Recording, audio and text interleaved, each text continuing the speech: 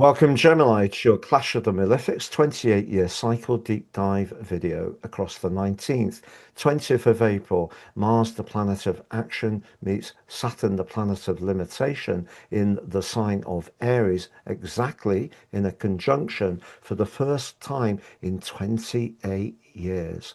In traditional astrology, Saturn is known as the Greater Malefic, very much thought to be potentially unfortunate. Mars, very much to do with fevers, anger and aggression and war.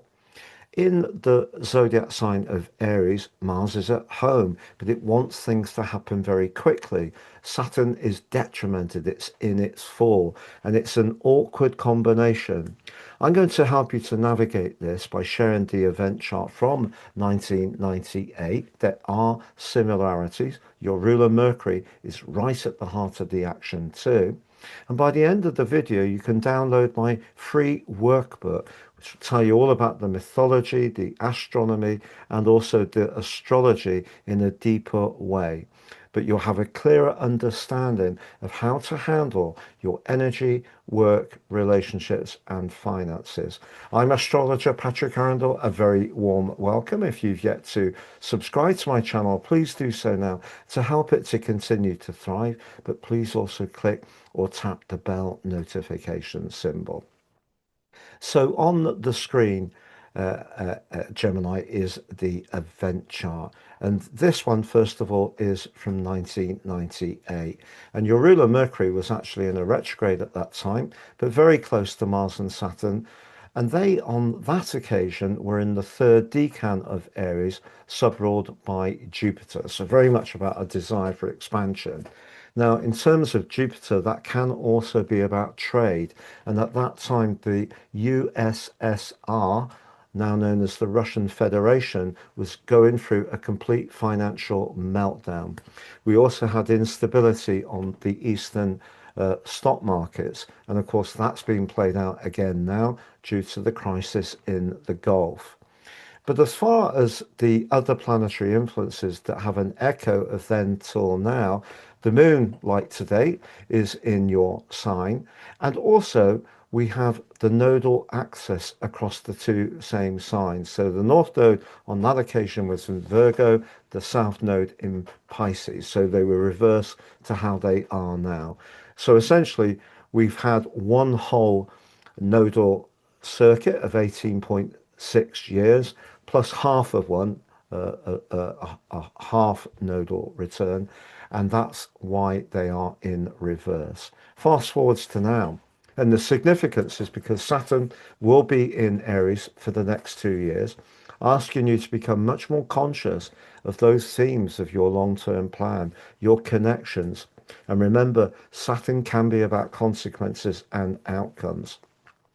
But there's Mercury, but it's in a tighter conjunction with these two.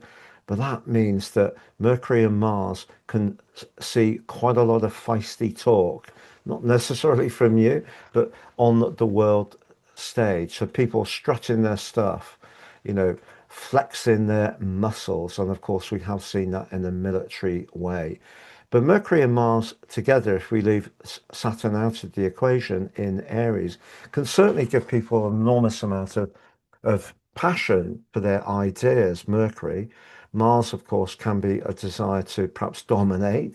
So we just need to be conscious of that. But Saturn in the mix means that if there are friendships or alliances that aren't going very well with you at the moment, your frustration could reach boiling point.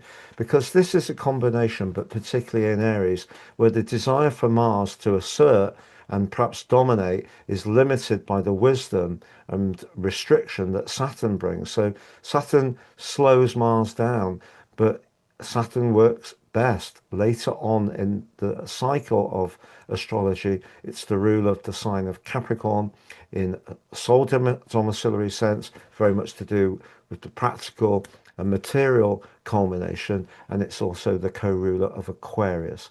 So here in Aries, the start of the astrological story, it's kind of saying to Mars, slow down, you're being too impatient. So if there's something you're trying to achieve at speed at the moment and it's not happening, just be aware that that can be a factor. Now that nodal axis that I talked about before, there you go, we have the North Node directly opposite where it was all those years ago in 1998, but the moon is in Gemini. And you know, the moon's forging a brilliant angle to Pluto. And whatever you're facing at the moment, whether it is complexities around your friendship, whether it is around some of the people you've collaborated with in the past who are proving to be perhaps resistant to you, what the moon's link with Pluto can do is help you to penetrate into what's really truly right for you. Something may be altering in your world. Pluto's link back to Mars, in particular, the two rulers of Scorpio, is incredibly potent. If you're really sure of what you want to achieve in life, your willpower can be absolutely incredible. But I think around romance, this could be a tender time. We just had that new moon in the sign of Aries, and it was in a conjunction with Chiron. If you're not quite sure that you're with the one for the future, the sun about to move into Taurus, it's on the cusp of Taurus, and Venus and Uranus being in that 12th house could make you much more conscious of perhaps what you see as being your anxieties or your concerns about the end point in the cycle. As far as finances are concerned, something really exciting to tell you. Now, I'm going to summarize those four areas of work, energy, relationships, and finance shortly. But if you want to order your personal horoscopes from me, I've slashed the prices. So now you can order three but pay for one. The Life Roadmap gives you an understanding of your life journey. But the 12 months transit and the draconic analysis can help you to how work forwards and manage your moves in the best way possible. Why have I done it? Because I know people are feeling the pinch, but also I feel passionate about sharing the astrology with more people. And there's nothing like our own personal birth chart. Please see below for more. Now, if you've yet to watch your Uranus 84-year cycle, please see that on the screen. If you've yet to take in your April monthly forecast for Gemini, that's on the screen. If you'd like to work with me one-to-one, it'd be a pleasure. Please see my testimonials below. You can also sign up for your free daily horoscope via to your device each morning if you're a celestial pit stop. But underneath this video, please do download that free Mars Conjunct Saturn workbook. It can be a survival guide, but it can also help you to know how to thrive.